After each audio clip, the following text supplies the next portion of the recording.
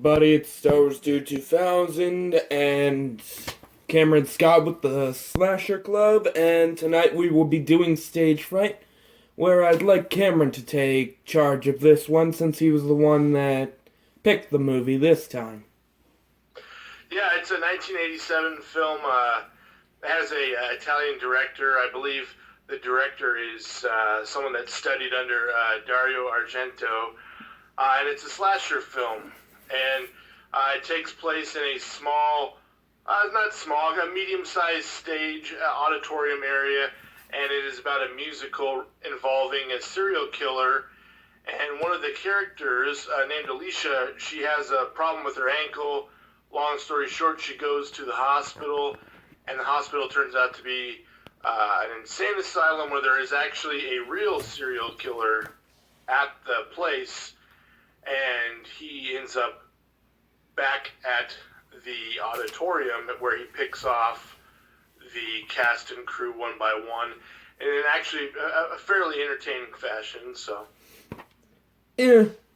And speaking of that director, the name is Michel Sovi. It was actually his first film that he's ever made, and it was an okay movie for me. The writer was... well, writers, I should say, is George Eastman and Sheila Goldberg.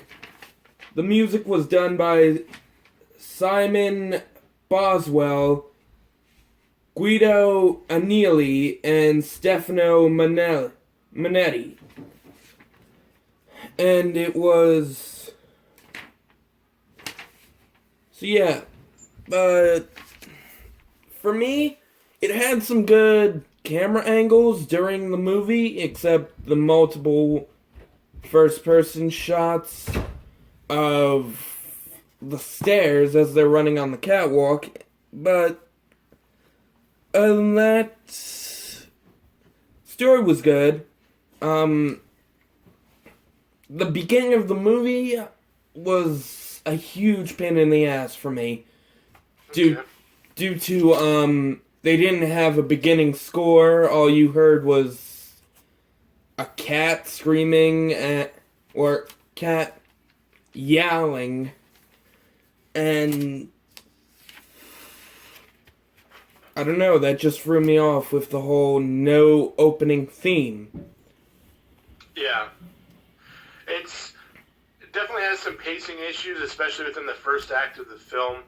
I think the reason why I fell in love with the film was when I first saw it, I came in about halfway where all the action was already going on, where the cops were already stationed outside, they were all locked in, and because from there, it moves fairly quickly, it's fairly entertaining, it's got a great pace. But yeah, I think you mentioned, in your message, like the first 20, 30 minutes are actually a little rough because it's about a musical and it's not that clever of a musical, and it's hard to really kind of get attached to the characters in the beginning, and so it does take some time to set up, but overall the reason why I love it is once it does get set up, it actually is really good, so... Right, and honestly, I kept on thinking, is this movie supposed to be as bad as the play they're trying to perform in the actual movie? I mean, come on. Are you trying to give us bad actors for your first movie? And honestly, I felt it was a great idea making the killer an escaped murderer in an owl mask, which you usually see either a hockey mask, a scared mask, like in Scream, or a mask made out of skin. This is the first one we've actually seen an artsy kind of mask, like an owl. Yeah, I don't know how practical it is, because in real life it would probably be very hard to actually see. But in the film, it actually works to like be kind of creepy. It looks kind of creepy to see this giant owl head. But I do like the fact that the killer he took, what was a costume already created for the play. So he assumed the identity of a killer in the film instead of it being his own identity. Like, he was because he was already a serial killer. He's this insane killer, but he didn't have like any sort of like flamboyant, identity. Like, yeah, he didn't have a hockey mask or anything. So he kind of created a new identity when he went into the auditorium on that stage. So, well, that is usually what actors usually do with what they have. He basically improvised. Yeah. Even though we didn't get to see the mask on the killer until, say, after the first girl dies and after a few minutes of seeing Brett with it on for most of the movie. Yeah, yep. And just a really quick, funny story. So when I first saw it, I came in about the halfway point, and towards the end, it's not really giving that much away, but the main character, Alicia, she has this gold watch, and for the life of me, I was like wondering what was the big deal with the watch, because she made such a big deal about it towards the end of the film. Like, she seemed so heartbroken that it had been destroyed, and she risked her life going back to the theater to get it. And so this time, viewing it prior to this review here, I finally figured out that, it was because that was like the only possession of wealth that she had. So she not only lost her friends, lost her job, but at the very end of the movie, she loses the last thing that has any sort of wealth attached to it. Right, and speaking of Alicia, I didn't really find her that interesting. The character I really found interesting was the killer in Brett, the flamboyant gay man who messes with everyone at some point in the movie. Yeah. The director was pretty intense too. He wasn't likable, but he was definitely interesting as a character. He had a unique personality, whereas Alicia, she was kind of a flat character, not really noteworthy among other final girls, but yeah. Right, and honestly, they had the bitch, they had the couple having sex or making out, they had the asshole, a lot of the characters you need for a good horror movie. They just didn't work the concept as much as they should have. Yeah, remakes get a bad rap, especially in this genre of horror. But I would like them to kind of take that concept and with like a more established director, maybe James Wan or Fede Alvarez, someone that's, fairly new, but they've also, made a few good horror films, and they have their own distinct style, because I think there's a lot of good things to this film. It's just as you're pointing out, there are some flaws as well, and so it makes the film kind of uneven.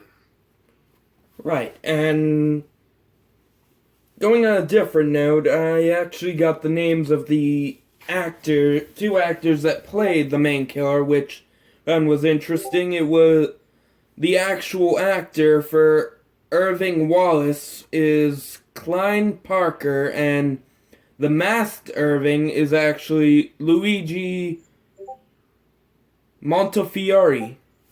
So, similar to Darth Vader in the rest of them, in a bunch of movies, they had two people playing one character. I did not know that. That's very interesting. Yeah, and should we get to our favorite kills? Sure, yeah. I'll go first. Favorite kill, just because I thought the brutality was pretty shocking for the time of 1987. I don't remember the character's name, but it was the guy that he fell through the floorboards, and then when they pulled him up, there's like only half of them. That was actually a girl. Oh, oh, okay. Yeah. I just thought that was pretty brutal for the time. There's a lot of films that have done that now. Like I remember Lake Placid did that, I think, in the late 90s, early 2000s. Other films have done that as well, but it was pretty interesting to see them do that back in the 80s. So. Right, well, I kind of got a least and a most favorite. Least, I gotta say, was Brent. You barely see anything.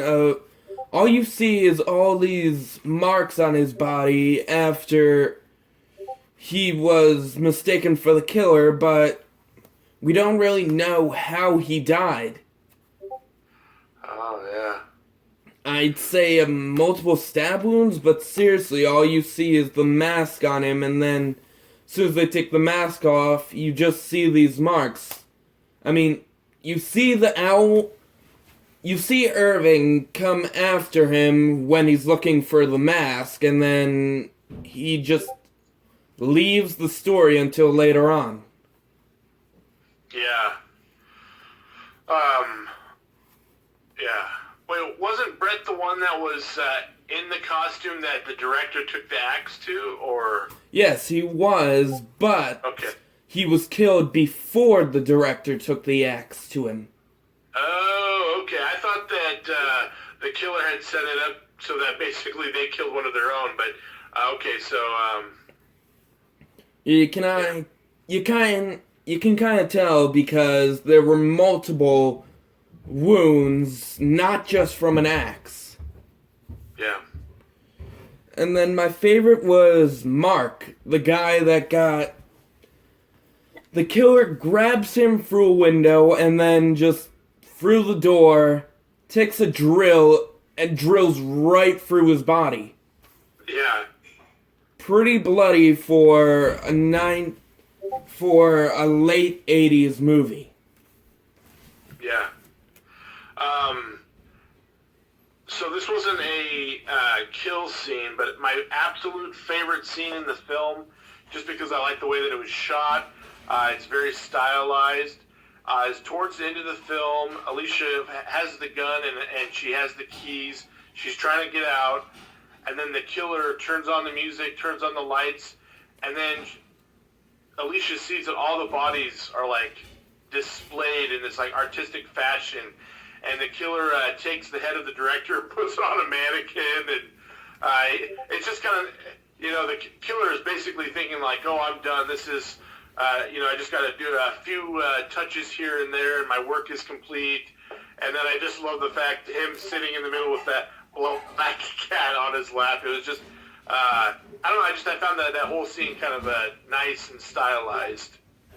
I kind of like that too, but I kind of liked it more when all the feathers are raining down because the cat moved the controls for the fan. Just that art of, is something flying over? Where are all these feathers coming from? Flying down.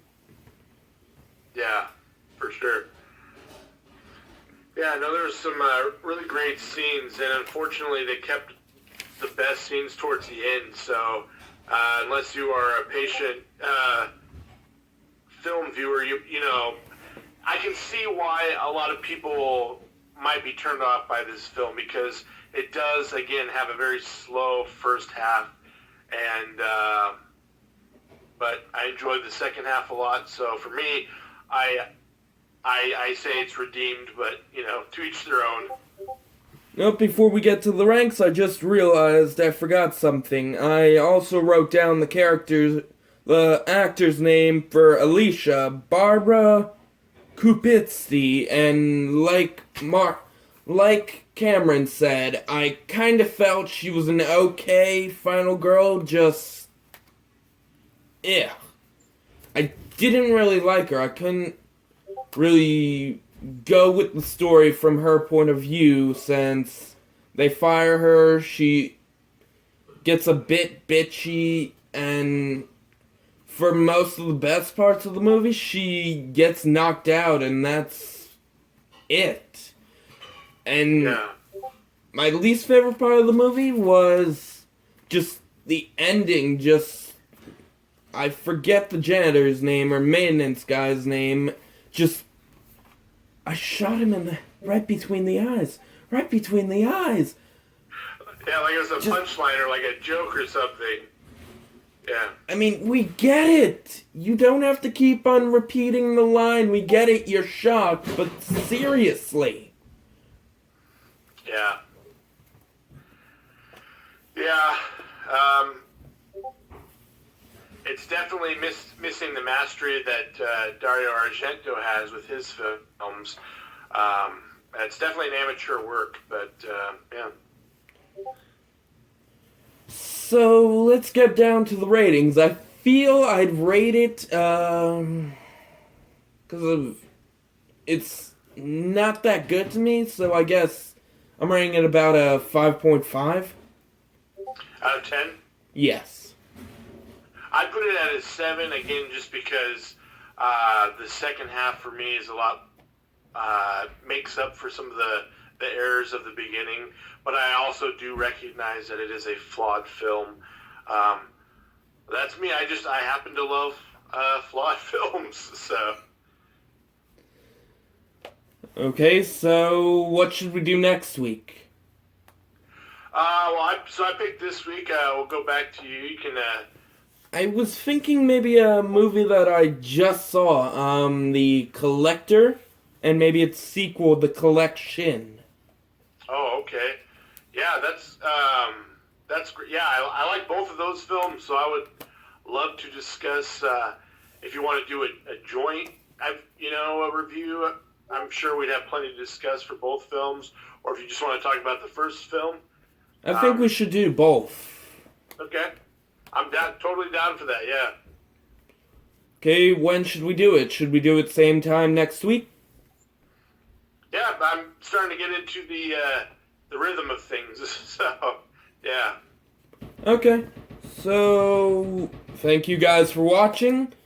This has been our review on the 1987 Stage Fright, the only one of its kind, and we'll see you guys next week on Monday. Stay tuned. Bye.